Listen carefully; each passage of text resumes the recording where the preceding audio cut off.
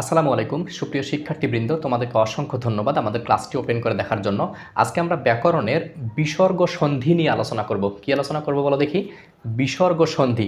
তো একটা মাত্র টেকনিক তোমাদেরকে দিব, যে টেকনিকের মধ্য দিয়ে তোমাদের আজীবনের জন্য এই বিসর্গ সন্ধি ক্লিয়ার হয়ে যাবে। তো টেকনিকটা কি?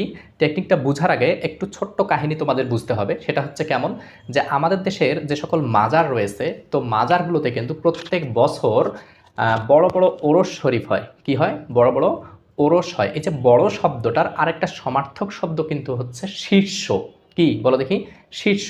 তাহলে এখান থেকে এই যে শীর্ষ আর এই যে ওরস, এই শীর্ষ ওরস, এই শব্দটাকে মাথায় রেখেই আমরা বিসর্গ সন্ধিটা ক্লিয়ার করার চেষ্টা করব।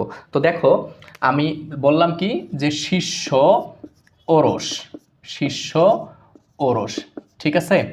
তো এই শীর্ষ ওরস দিয়ে আমি কী বোঝাতে চাচ্ছি? আসলে শীর্ষ ওরস দিয়ে বোঝা যাচ্ছে যে যে জায়গার মধ্যে একটা শব্দের মধ্যে কিন্তু দুইটি জায়গার মধ্যে ধ্বনির মিলন হয়।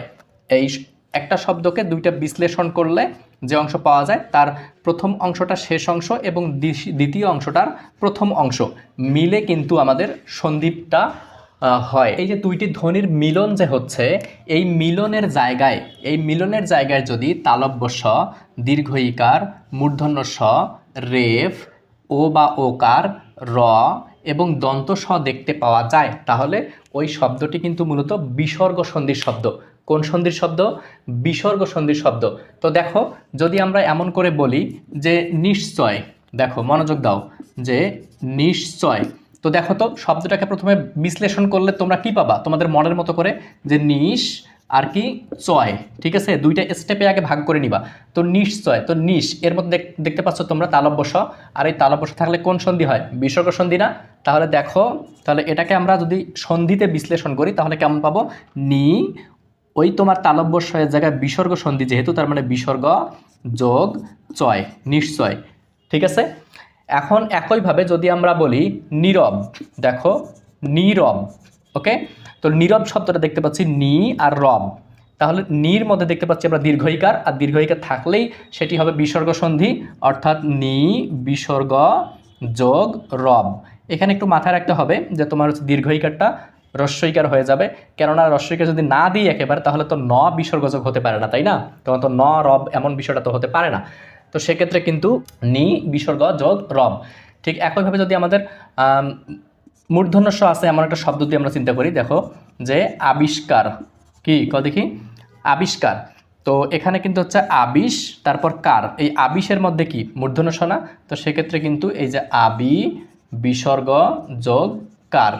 ওকে, আশা করি বুঝতে পারছো। তো একইভাবে আমরা যদি বলি যে ততোধিক, দেখো ততোধিক, তাহলে কি পদ হচ্ছে? এই যে ততোধিক, ঠিক আছে? তো ততর মধ্যে দেখতে পাচ্ছে কি ওকার না? তো ওকার থাকলে কি হবে? এই যে ত, এই ওকারের জন্য হচ্ছে বিসর্গ, আর তারপরে কি যোগ অধিক। এখানে একটু বুঝতে হবে যে তত অধিক, ঠিক আছে? অধিক বোঝাচ্ছে এখানে। তাহলে ততোধিক শব্দটিকে আমরা যদি সন্ধি বিচ্ছেদ করি তাহলে পাই তত বিসর্গ যোগ অধিক। অন্যদিকে দেখো, যদি আমরা আবার রেফটাকে চিন্তা করি, যেমন আমরা যদি বলি যে পুনর্বার, দেখো পুনর্বার, ঠিক আছে? তাহলে কি হচ্ছে? এই যে পুনর, এখানে এসে কিন্তু সন্ধিটার প্রথম স্টেপ হচ্ছে পুনর্বার, তাহলে কি হচ্ছে তোমার? এই যে এই যে রেফের জন্য এই যে বিসর্গ আর যোগ কি হচ্ছে তোমার? বার। তাহলে পুনর্বার শব্দটা সন্ধি বিচ্ছেদ হচ্ছে পুন বিসর্গ যোগ বার। ঠিক একইভাবে যদি আমাদের দন্ত স থাকে, যেমন হচ্ছে তোমার পুরস্কার, দেখো তাহলে কেমন হচ্ছে তোমার? যদি আমরা পুরস্কার শব্দটাকে বলি তাহলে কি হচ্ছে? পুরস আর কি কার। তো সেক্ষেত্রে হচ্ছে তোমার এই যে পু র, আর দন্ত স এর জন্য এই যে বিসর্গ যোগ এই যে কার, পুরস্কার। তো এভাবে কিন্তু সমস্ত শব্দের তোমরা সন্ধি বিচ্ছেদ করতে পারবা। তো অবশ্যই তোমরা এই বিষয়টা খুব মনোযোগ দিয়ে বোঝার চেষ্টা করবা এবং হচ্ছে বারবার প্রয়োজনে দেখবা। দেখে তোমরা কিন্তু আমার এই টেকনিকটা যদি একবার বুঝে ফেলতে পারো তাহলে আশা করি আর এই সন্ধি নিয়ে কখনোই তোমাদের কনফিউশন থাকবে না, আশা করি। তো ধন্যবাদ সকলকে, ভালো থেকো, সুস্থ থেকো, আসসালামু আলাইকুম।